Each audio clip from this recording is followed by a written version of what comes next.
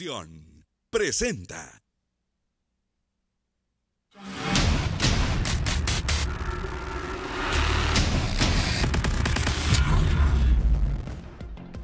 Lo que necesitamos es que no se piense y que no se acuse antes de que las cosas sucedan de que no se va a hacer o que es un cheque en blanco. No es un cheque en blanco.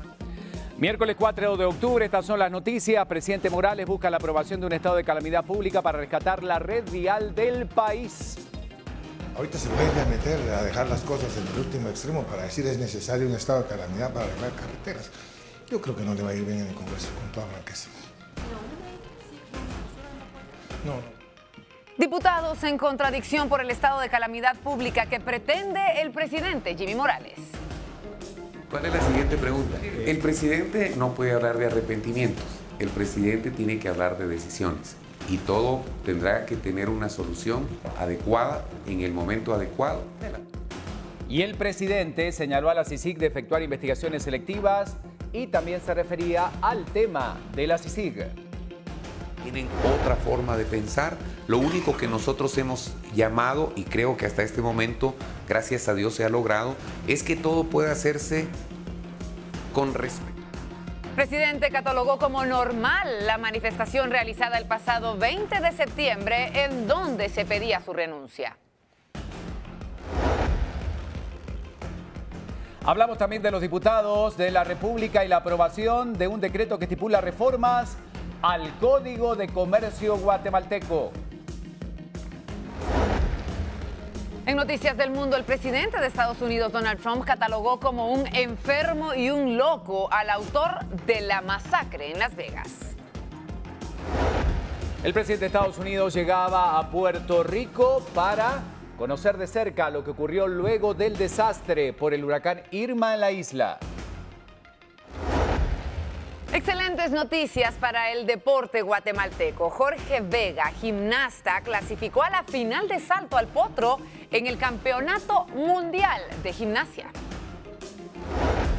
La selección de Gales oficializa que su estelar delantero y capitán de la selección no disputará los Juegos rumbo a Rusia. En Noticias del Mundo del Espectáculo, Luis Miguel habla nuevamente y en esta ocasión se pronuncia sobre el ataque en Las Vegas. Tema del día, el estado de calamidad pública, que es discutido en estos momentos, por supuesto, por las autoridades en distintos sectores, como una herramienta al caos vial que se vive en el país. ¿Puede usted opinar? Además, un turista que no quiso pagar su estancia en un hotel en China intentó escapar de una altura de 19 pisos.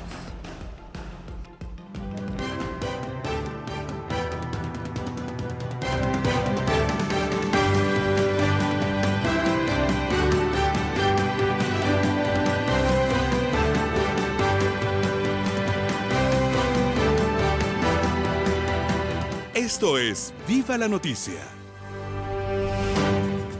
Buenos días, gracias por acompañarnos, bienvenidos a Viva la Noticia. Llegamos al miércoles a la mitad de la semana, 4 de octubre, y estamos listos para empezar con ustedes el recorrido informativo de todas las mañanas. Vero, buen día, bienvenida. Buen día, Ricardo, muchas gracias, bienvenido igualmente. Y a todos ustedes que están en casa, muchas gracias por estarnos sintonizando. Nosotros ya estamos listos con toda la información. Información importante para compartir con todos ustedes, por supuesto, y arrancando con las condiciones del tiempo. Anoche una importante tormenta se presentaba en buena parte de la ciudad capital, volvía a afectar al territorio, lo que hace que descienda la temperatura. Y como podemos ver, las lluvias perduran las próximas horas. Sí, estamos hablando de toda la meseta central occidental y también parte del norte del país. Mucha atención, incremento de humedad ocasiona lluvias en horas de la tarde. La temperatura ha descendido, como tú lo decías, Ricardo, 16 grados en la ciudad de Guatemala. Eso es lo que está ocurriendo con el clima a esta hora y hay que tomarlo en cuenta, por supuesto. En un ratito vamos a hablar también de las lluvias y lo que puede llegar a pasar, obviamente, en el territorio nacional. Sigue siendo muy preocupante la situación por la vulnerabilidad de los suelos y la cantidad de agua que realmente en cantidad, si vemos como ha sido constante, realmente ha provocado daños y muy severos en el interior del país. Y recordemos que estamos a inicios del mes de octubre. Históricamente hablando, ha sido uno de los meses más húmedos en Guatemala, así que vamos a ver cuáles son las medidas que se toman.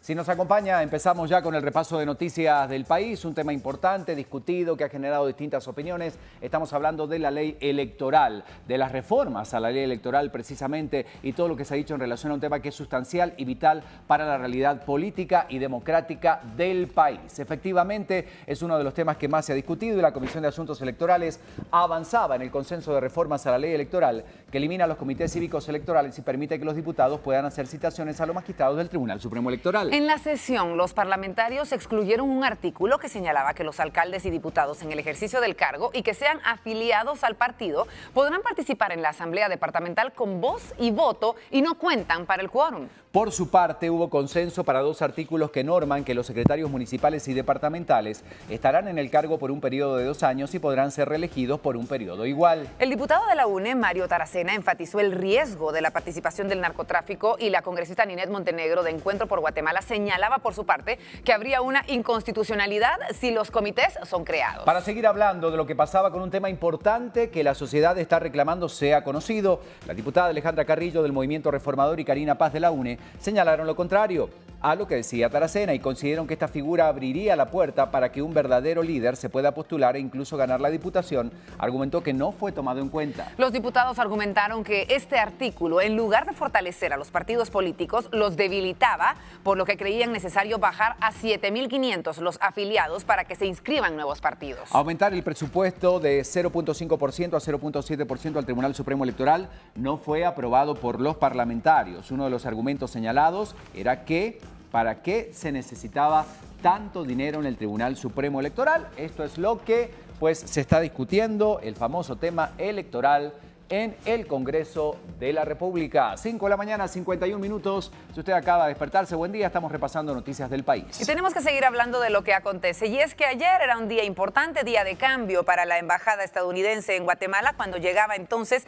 el nuevo embajador confirmado por la Embajada de Estados Unidos, prácticamente con la garantía de que dará seguimiento a la gestión que había implementado Todd Robinson. La Embajada de Estados Unidos en Guatemala anunciaba por medio de su cuenta en redes sociales la llegada al país del nuevo embajador Luis Arriaga, quien tras una agitada agenda en la que figura, por ejemplo, la continuación de los planes de su antecesor Robinson, especialmente en la lucha contra la corrupción, ya tiene entonces previsto la reunión con distintos funcionarios y, bueno, los representantes de distintos sectores del país. Y es que según los expertos, Arriaga ya dio varias señales de eso, pero su principal apuesta fue su intervención ante el Senado en julio último, cuando habló de sus planes después de haber sido nombrado por el presidente estadounidense Donald Trump. Bueno, hay una agenda, como decíamos, muy cargada en la actividad que debe desempeñar el nuevo embajador. Por ejemplo, continuar con el apoyo a la Comisión Internacional contra la Impunidad en Guatemala, la CICIG, de la Organización de Naciones Unidas y también al Ministerio Público, que es parte de esas actividades, sumado a los esfuerzos anticorrupción, contra el narcotráfico y la migración.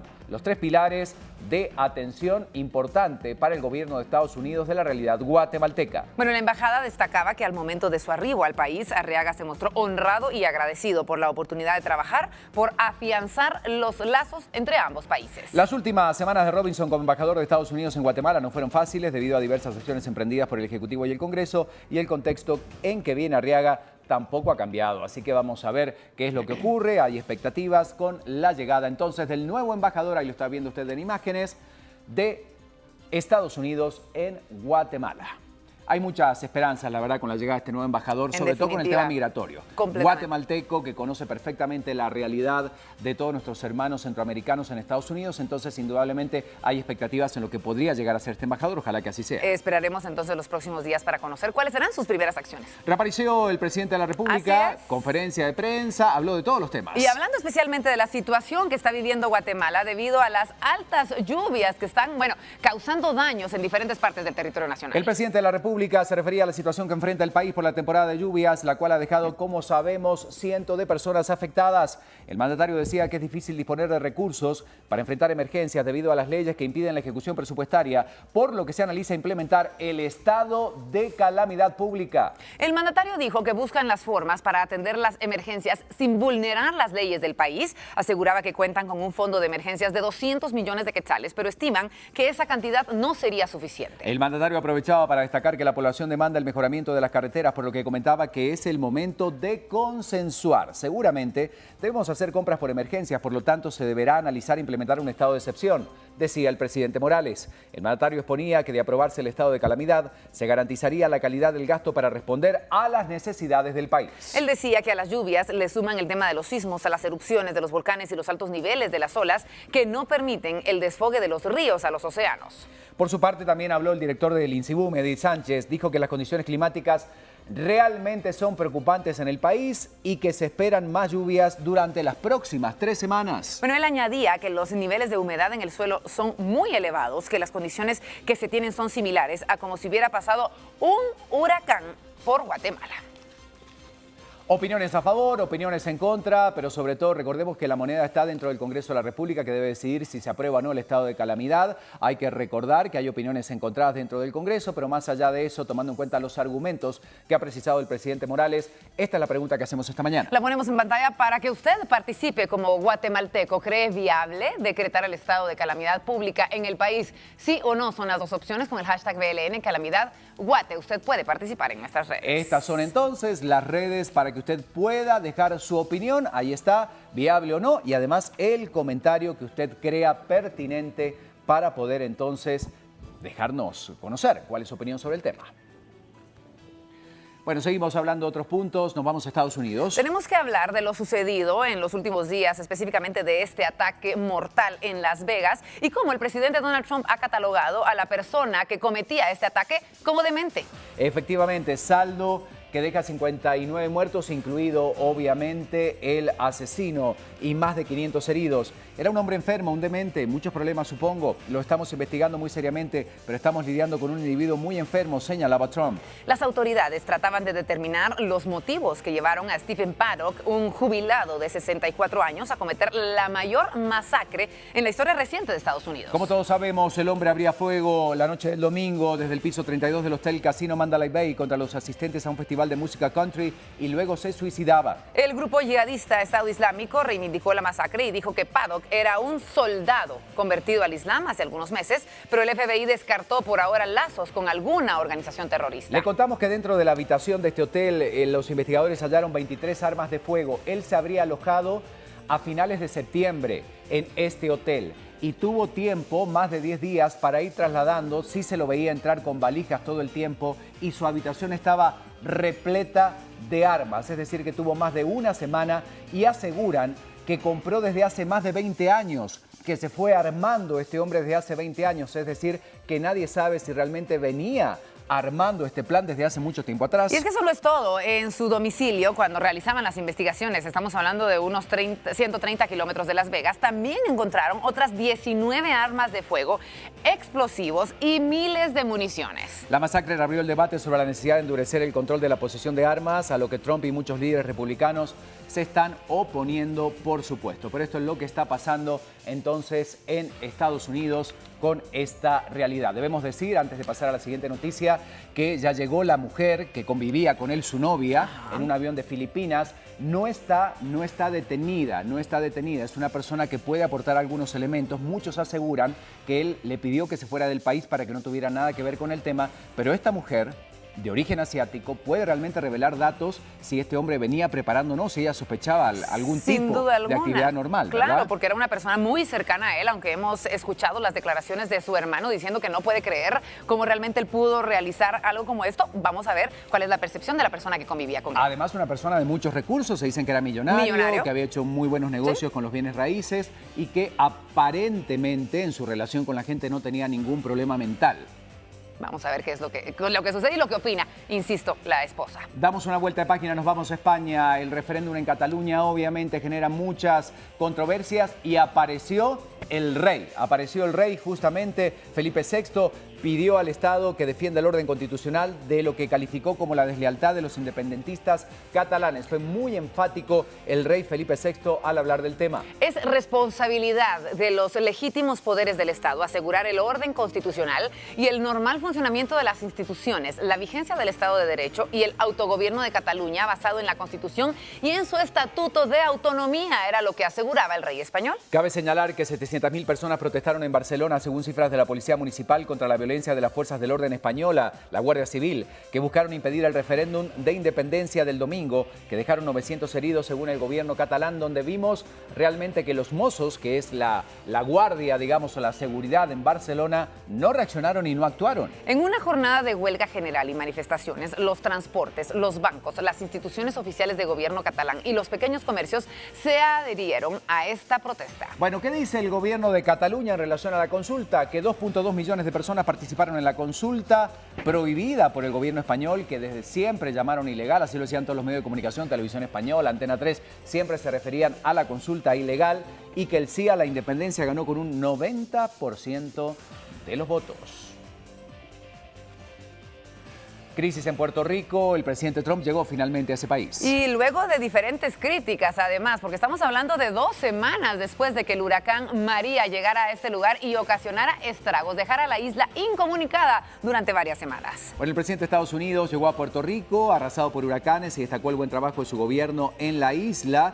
La visita duró más o menos 5 horas y dijo, entre otras cosas, gastamos mucho dinero en Puerto Rico y está bien, hemos salvado muchas vidas, cada muerte es un horror, pero sí miramos una catástrofe real como Katrina y nos fijamos en los cientos y cientos de personas que murieron y miramos lo que pasó aquí con una tormenta que fue totalmente imponente. Nunca nadie vio algo como esto, señalaba Donald Trump. Vamos a hacer un poco de historia, porque recordemos en el año 2005 el huracán Katrina mató a más de 1.800 personas en el estado de Luisiana, mientras que el pasado huracán María por Puerto Rico el 20 de septiembre dejó 16 fallecidos. El mandatario viajó a la isla para comprobar la magnitud de los daños, pero también para intentar apaciguar la polémica que se generó tras su reprimenda a la alcaldesa de San Juan, quien había realizado desesperados pedidos de ayuda al gobierno federal.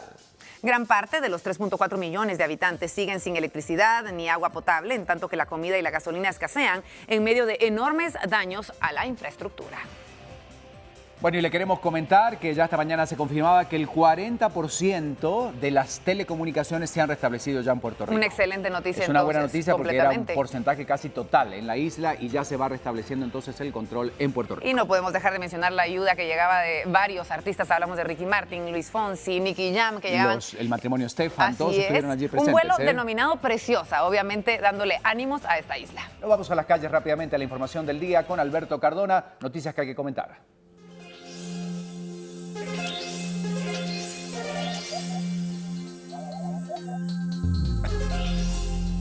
Desde las calles, Alberto, buen día, feliz miércoles. Asfalto húmedo, cuidado porque realmente las condiciones de lluvia siguen en el país. Adelante.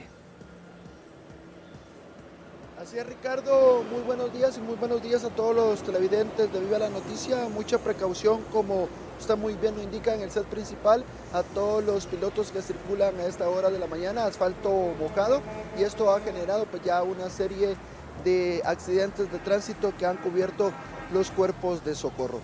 Durante las últimas horas, en el tema que tiene que ver con seguridad, las fuerzas de seguridad a partir de esta mañana pues estarán implementando unos nuevos dispositivos de seguridad para evitar las extorsiones que están siendo víctimas pilotos que circulan por la zona 16, y esto ha afectado a gran cantidad de usuarios de buses que han tenido la necesidad de movilizarse en algunos taxis rotativos que les están cobrando grandes cantidades de dinero, movilizándose en pick-ups y aquí también arriesgando la vida a los usuarios. Acá les presentamos pues parte de la historia del día, cómo centenares de vecinos de distintas colonias en la zona 16 han pasado pues una serie de necesidades para movilizarse a sus centros de trabajo y centros de estudio por la no circulación de las unidades de buses.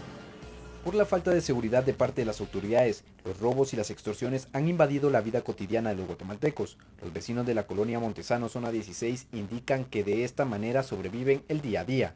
Atemorizados señalan que grupos de pandilleros han llegado a la vecindad y que las autoridades se han olvidado de ellos. En la colonia se encuentra el hospital militar, rodeado por un muro perimetral, custodiado por elementos del ejército, pero esta seguridad solo es para el interior del centro asistencial. Nos salen los hombres que no trabajan, ¿no? Quitándole el dinero a la pobre gente, ¿no? Y no hay autoridad, pues. La Ruta 66 es el transporte público de estos vecinos. Se conducen de la terminal hacia la zona 16 y viceversa. Tras el miedo de perder la vida a causa de los cobros de extorsión, han dejado de prestar el servicio desde el pasado jueves. En taxi, carros particulares, pick-ups y microbuses se movilizan los vecinos para llegar a su destino con un cobro de 5 hasta 10 quetzales. Estaban los buses del 66, ahí nos íbamos, pero ya casi una semana que están los buses pequeños.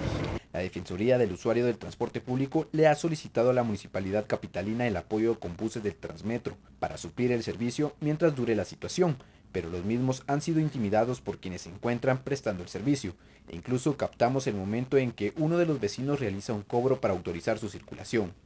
Según la Superintendencia del Transporte Público de la Ruta 66, se encuentran autorizadas 11 unidades. Antes que paralizaran el servicio, operaban 7. Esto evidencia que dicha ruta va camino a desaparecer, solo si los propietarios de los buses llegaran a un acuerdo con las autoridades. Bueno, y hay que tomar en cuenta que es una zona donde realmente el transporte público es fundamental, la violencia sigue recrudeciendo y como siempre los más afectados son los usuarios. Alberto. Es la tercera zona durante esta semana que se ve afectada, donde centenares de usuarios también se ven con la necesidad de movilizarse como ellos pueden en taxis rotativos, en algunos pick-ups para trasladarse a sus hogares. Es la tercera zona. También los buses de la 40R y los buses que circulan por la ruta 101 son los que han paralizado el servicio porque no tienen garantías para poder circular en las distintas calles y avenidas del centro histórico. Acá claramente ustedes observan pues un bus de la ruta 40R que está circulando a esta hora de la mañana. Ellos han tomado la necesidad, los pilotos pues de circular, aunque sea unas horas como ellos han indicado, para poder tener algún tipo de ganancias, ya que ellos tienen pagos que realizar, pagos de alquileres, la necesidad de pagar el alimento de sus hijos, de sus esposas, han comentado los pilotos, pero también arriesgan sus vidas.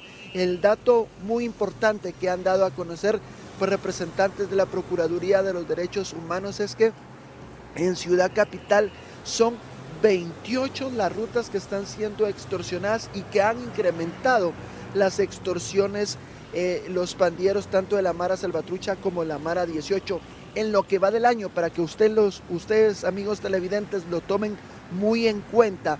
Han sido extorsionados, escuchen ustedes, más de 3,000 pilotos de buses, tanto urbanos como extraurbanos, y se ha contabilizado, según también los representantes de la PDH, que los pandilleros han tenido solo de ganancias del 1 de enero a la fecha más de 19 millones de quetzales producto de las extorsiones, dinero que ha sido trasladado muchas veces a pandilleros que guardan prisión en los centros carcelarios, como es el centro para hombres de la zona 18, específicamente en el sector número 11, donde guardan prisión pandilleros de la Mara Salvatrucha, y también en la cárcel El Boquerón, donde guardan integrantes de la Mara Salvatrucha. Acá se ha explicado por parte de las fuerzas de seguridad que se continúan realizando los operativos, pero cada día se unen más hombres y mujeres a estas bandas criminales. Nosotros vamos a continuar trasladándoles mayor información, nos estaremos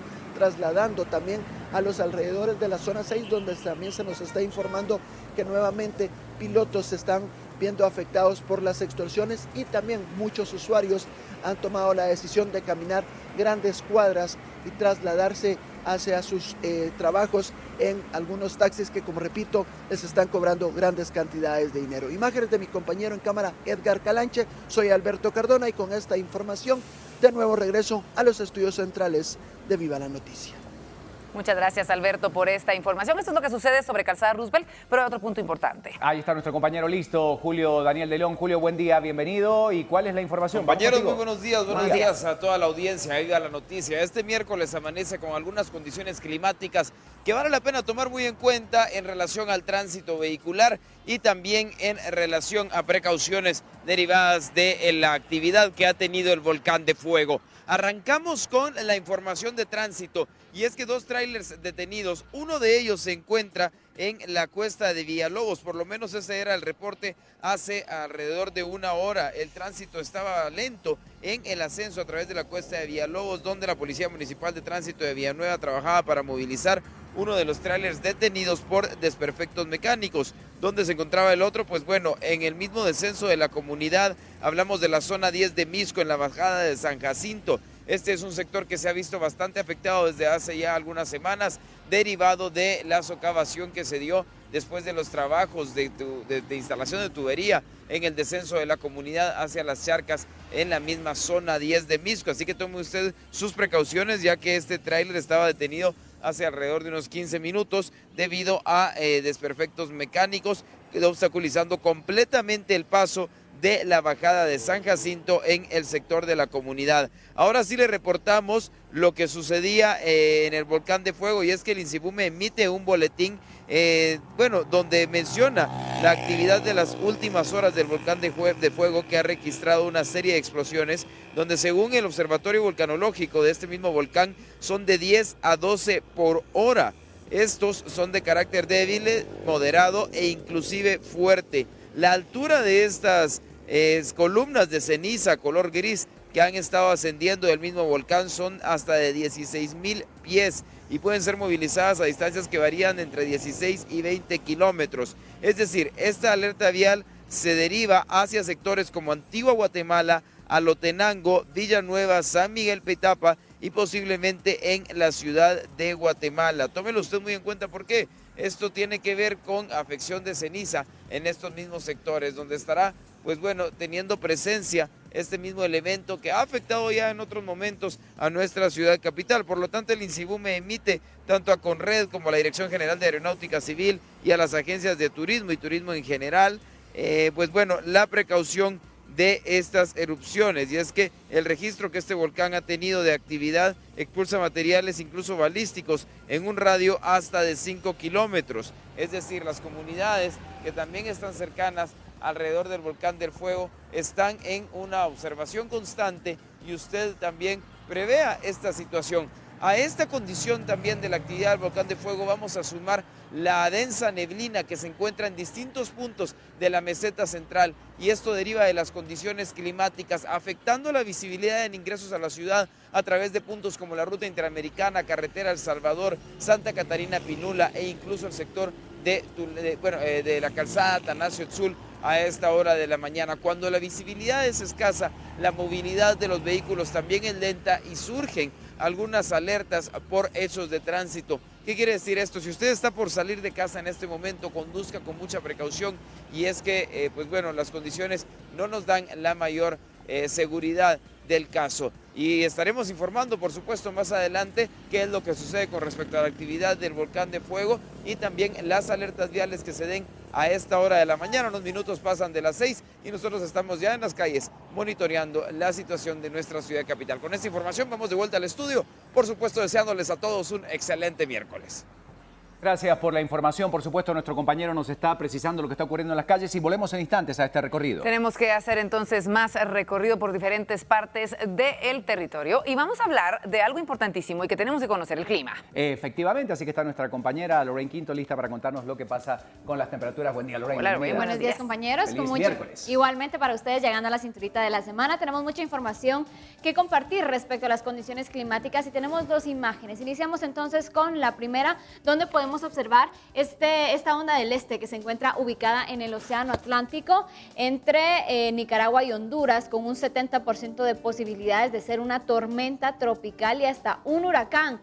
Se está monitoreando este fenómeno, es una zona de inestabilidad que se encuentra en el territorio centroamericano y, como les mencionaba, tiene altas posibilidades de convertirse en tormenta tropical y posteriormente en un huracán. Y seguimos entonces este recorrido con nuestra imagen número 2 y hablamos de lo que sucede en el Océano Pacífico. Se está formando una tormenta tropical llamada Ramón al sur de Tehuantepec, en México, en el Océano Pacífico, con un movimiento hacia el oeste. Esto estaría afectando el sur de Guatemala entre hoy y mañana, y ahí se espera que retorne a las aguas del océano. Vemos entonces este sistema, esta tormenta tropical llamada Ramón, que podría estarse disipando para los próximos días. Sin embargo, Hay una onda del este ubicada en el Atlántico que tiene altas posibilidades de convertirse en tormenta tropical y posteriormente en huracán.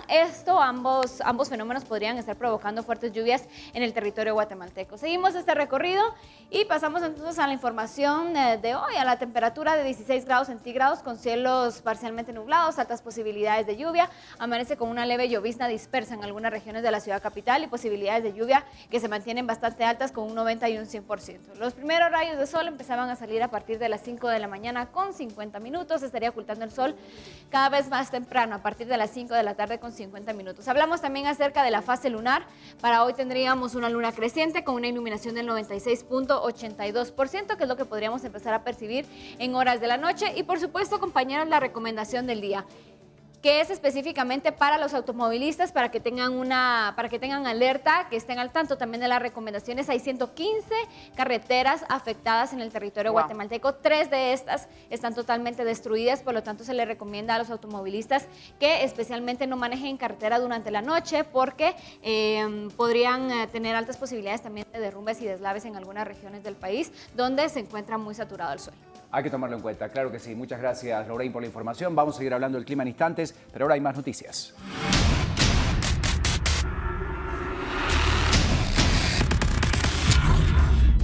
Y atención, porque el paso está bloqueado en Civinal San Marcos. Esto es lo que tenemos con la información esta mañana, porque la cobertura de nuestro corresponsal tuvo complicaciones a través de un relato. En su viaje a este municipio se puede ver la emergencia que vive esta población. Este es el reporte que envía nuestro corresponsal, Wilmer Barrera, para conocer la situación que se vive justamente en ese sitio. Vamos a ver.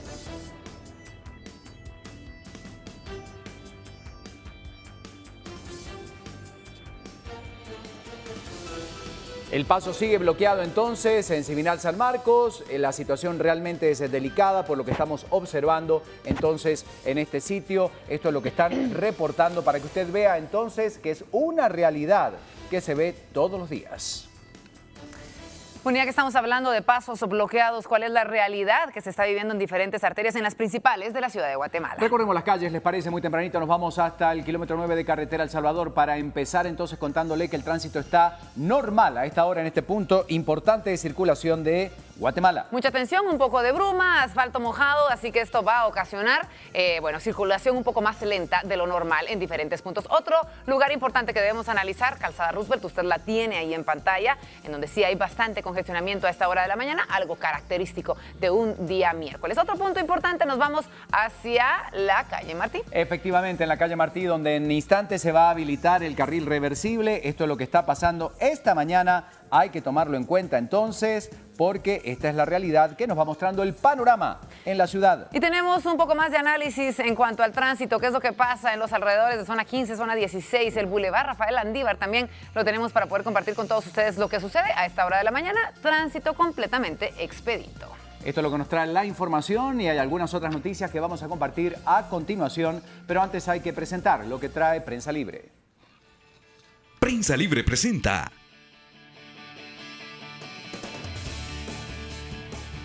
Bueno, tenemos buena noticia. Vamos a comenzar hoy miércoles con una buena noticia que está en la portada de Prensa Libre y tiene que ver con este atleta guatemalteco que se está destacando. Vemos la portada en plano general. Vega, uno de los 8 mejores del mundo, el guatemalteco, logra pasar a la final de salto al potro en Campeonato Mundial de Gimnasia. Eso es lo que estamos viendo. Bueno, esta es la portada de ayer. Ya en instantes vamos a poner la portada actualizada, por supuesto que la que mostrábamos, donde se habla de la realidad de Guatemala. Ya en instantes ponemos la portada del día para comentar lo que está pasando este miércoles, pero también se destaca la conferencia de prensa del presidente de la República. Pero veamos entonces lo que trae ya al interior de Prensa Libre. Importante poder hablar de lo que está sucediendo en el Congreso, y no solamente en este lugar, sino las diferentes pláticas con el Tribunal Supremo Electoral, y lo vamos a analizar entonces en la siguiente pantalla y cómo difieren algunos cambios. Es parte de las noticias que se encuentran en el interior de Prensa Libre. Son algunos temas importantes que debemos tomar, sobre todo porque es lo que estamos hoy analizando en el programa. Diputados inician la redacción de los cambios a la ley electoral sin aval del TSE e incluso buscan solo juzgar a la institución. Otra más, y esto tiene que ver con la Corte Suprema de Justicia y este impasse que se está produciendo para la selección de las autoridades del máximo organismo de justicia en el país. Cuenta atrás para que se asuma interina en Corte Suprema si no logran consenso magistrados. Silvia Valdés asumirá el 13 de octubre la presidencia y también se habla de las reformas al Código de Comercio. Seguimos hablando de más noticias y en definitiva esto nos lleva al occidente del país, específicamente San Marcos, y la situación que se está viviendo en este lugar. Diferentes personas caminan entre lodo y piedras, siguen los derrumbes. Hablamos de Sibilia, San Marcos. Mientras tanto, aumentan los precios de los productos, pasajes y también los fletes. Vean ustedes estas fotografías impactantes de lo que está sucediendo en diferentes puntos del occidente del país. La información de Prensa Libre. En instantes viene la portada para que usted vea lo que trae hoy este matutino, aunque ya habíamos destacado algunos de esos puntos, pero hay que ver qué pasa en el mundo. Portadas internacionales con Sara Guerrero, le damos los buenos días. Sara, buen día, bienvenida. Muy buenos días, compañeros, muchas gracias. Un gusto acompañarlos, al igual que a ustedes, estimados televidentes. Es momento de dar un recorrido alrededor del mundo y conocer cuáles son las portadas principales y las noticias que destacan en cada una de ellas. Iniciamos este recorrido con la portada del mundo y nos trasladamos hasta España, en el diario El País, en donde podemos observar que el rey llama a restaurar el orden constitucional en Cataluña. Grupos independentistas hostigan a guardias civiles y policías en varias ciudades y podemos observar pues en el centro la fotografía de todo este revuelo que se vive al otro lado del mundo en el país de España. Nos trasladamos ahora a la portada latinoamericana, la portada del diario del Istmo de México, en donde podemos observar que el clima sigue haciendo estragos en este país, ya que lluvias e inundaciones afectan el sur de Veracruz. Podemos observar varias fotografías también al lado, en donde empieza a socavarse la costera del Golfo y la Protección Civil pide a la población estar preparada pues para todas estas situaciones climáticas que se viven en México.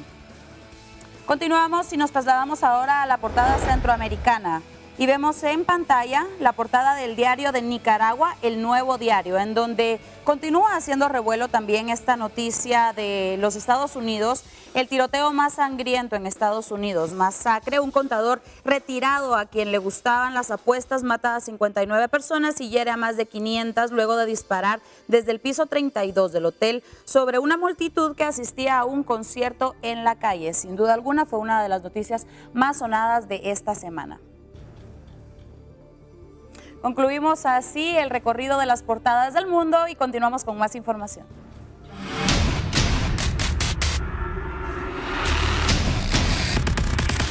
Bueno, atención porque mañana puede ser el día más lluvioso, así lo decía el responsable del INSIBUME, refiriéndose a la situación de inestabilidad climática que se vive en el país. Y sí, efectivamente, después de lo que hemos venido soportando a lo largo de todas estas semanas, le comentamos que el director Eddie Sánchez informó que mañana será el día más lluvioso en Guatemala, por lo que se recomienda a toda la población tome sus precauciones. Según Sánchez, se espera una onda del este entre mañana y el viernes, por lo cual se espera lluvia hasta la tercera semana de octubre. De igual manera, señaló que el suelo está saturado, sobre todo en los departamentos de Huehuetenango, Quiché y San Marcos, así como en las comunidades que se encuentran en la franja transversal del norte. Según el experto, esta situación se compara con el año 2010. Efectivamente, este año está relativo a identificarse como muy cercano a ser uno de los donde mayor cantidad de agua ha caído en el suelo guatemalteco. Y tenemos que hablar a continuación de los daños ocasionados por las lluvias en el Caribe guatemalteco. Nos vamos a ubicar rápidamente en la parte baja del río Motagua, en Puerto Barrios. Alrededor de 120 manzanas de cultivo de maíz fueron anegadas en su totalidad, provocando la pérdida de la cosecha, afectando a agricultores de la región, pues el desborde continúa por el resto de propiedades. Los pobladores señalan que las autoridades han llegado, pero que solo hasta donde sus vehículos pueden accesar. Además, cientos de cabezas de ganado están siendo trasladadas a partes altas para que no se ahoguen. En Los Amates, alrededor de 30 aldeas continúan afectadas por la crecida de este río. En Morales, el desborde provocó la inundación en la aldea Creek Zarco, en donde 100 familias se encuentran albergadas con vecinos y familiares que residen en las partes altas de esta comunidad. Esto sucede en el Caribe guatemalteco. 6 de la mañana, 22 minutos, primera pausa. En instantes continuamos con todo el repaso de los temas que ya hemos abordado. Recuerda, a las 5:45 arranca para los madrugadores con todo el repaso informativo. ¡Viva la noticia! Quédese con nosotros, ya regresamos.